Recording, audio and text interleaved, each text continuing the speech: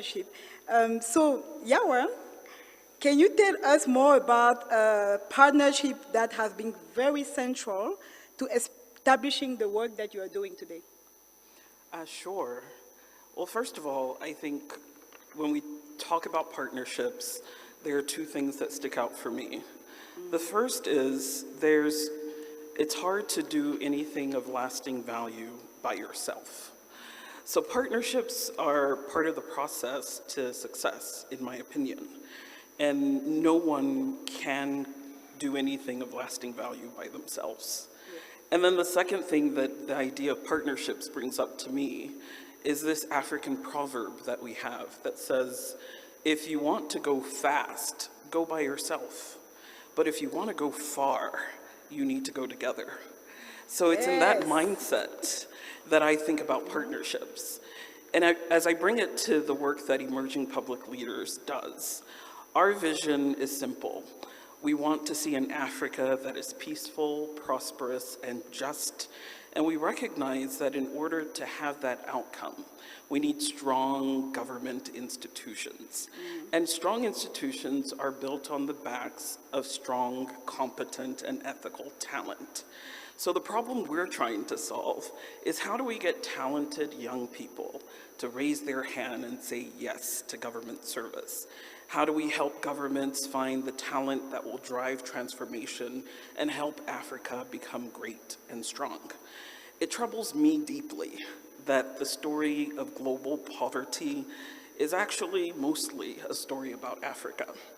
It's estimated that by 2030, 1 out of every 3 poor people in the world will be African. And so for me, there's an urgency to getting a pipeline of competent and ethical young people interested, engaged, and into government service.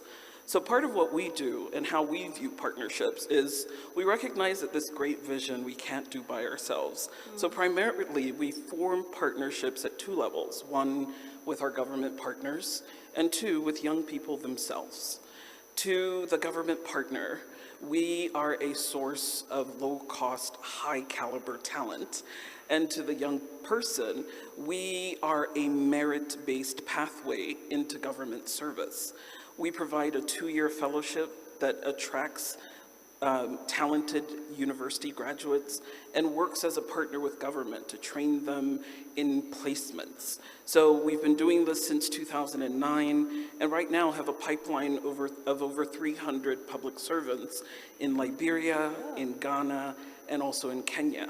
And we're finding that we are actually just playing the role of a catalyst, bringing these 2 partners together. And by doing so, people that are ordinarily overlooked when it comes to government service, creating opportunities for women, creating opportunities for people living with disabilities. In the audience today, we have 6 of our fellows, 2 from Liberia, 2 from Ghana, and 2 from Kenya. Can my fellows wave so that people see that this is a model that is so simple, but it's effective. Our fellows have been on the forefront. When the Ebola crisis happened in Liberia, they were a trusted network that could really help government agencies respond.